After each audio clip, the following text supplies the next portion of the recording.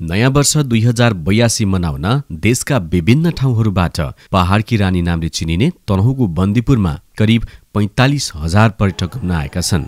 आइतबार र सोमबार बन्दीपुरमा करिब 45,000 पर्यटक घुम्न पुगेको बन्दीपुर भ्रमण वर्षका संयोजक महेश बहादुर गुरुङले बताउनुभयो।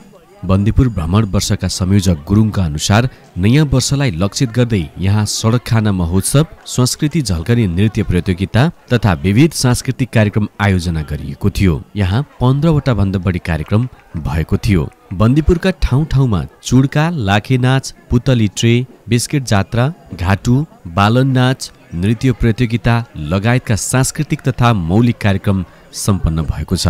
2081 सालको अन्तिम दिन चैत्र 31 गते र नयाँ वर्ष 2082 को पहिलो दिन सोमबार बन्दीपुरमा घुम्न आएका पर्यटकका कारण यहाँका होटल र होमस्टेहरू खचाखच भरिएका छन्। बन्दीपुर भ्रमण वर्ष 2025 का कारण पनि यहाँको पर्यटन गतिविधि थप बढेको हो। केही दिन यता बन्दीपुरमा आन्तरिक पर्यटकको आगमन पहिलेको भन्दा उल्लेखनीय रूपमा बढेको गुरुङले बताउनुभयो। पछिल्लो समय परिवार साथीभाइहरू बीच रमाइलो गरी नयाँ वर्ष मनाउन आउने आन्तरिक तथा बाह्य पर्यटकमा वृद्धि भएको उहाँले बताउनुभयो। यस्तै गाउँपालिका अध्यक्ष सुरेन्द्र बहादुर थापाका अनुसार सन् 2025 मा करिब 5 लाख पर्यटक बन्दीपुरमा भित्र्याउने योजना रहेको जानकारी दिनुभएको छ। त्यसमध्ये करिब 1 लाख बाह्य पर्यटक सहित 3 लाख बास बस्ने गरी आन्तरिक पर्यटक भित्र्याउने योजना रहेको जानकारी दिनुभयो। उहाँले भन्नुभयो, बन्दीपुरका होमस्टेहरूलाई नमुना होमस्टेको रूपमा विकास गर्न विभिन्न कार्यक्रम सञ्चालन गर्दै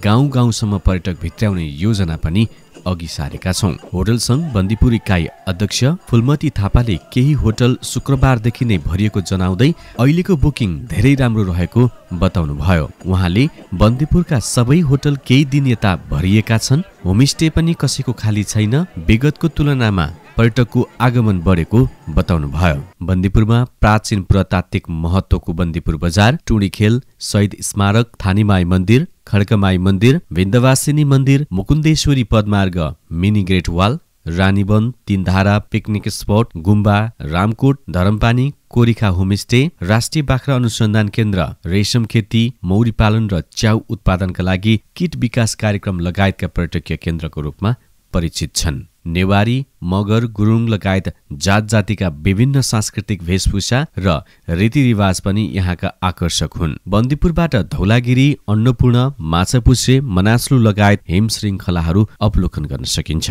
हिमालको लामो रेन्ज एकै फ्रेममा देखिने भएकोले पनि यहाँ स्वदेशी तथा विदेशी पर्यटकहरू रमाउने गरेका छन्। पर्यटकलाई लक्षित गरी यहाँ होटलको विकास पनि निरन्तर भइरहेको छ। बन्दीपुर होटल संघमा आबद्ध करिब 80वटा होटल र 1 दर्जन घरवास सञ्चालनमा रहेका छन्। पृथ्वी राजमार्ग अन्तर्गत तनहुँको डुम्री बजारबाट 1 किलोमिटर अगाडि बढेपछि बन्दीपुर गेटबाट 8 किलोमिटर यात्रा गर्दै बन्दीपुर बजार पुग्न सकिन्छ। हाल यहाँको ठुलढुङ्गाबाट बरालथोकसम्म केबल कार समेत सञ्चालित छ। केबल कारबाट जाँदा 7 मिनेटमा नै बन्दीपुर पुग्न सकिने हुँदा पर्यटकहरूलाई थप सहज भएको छ।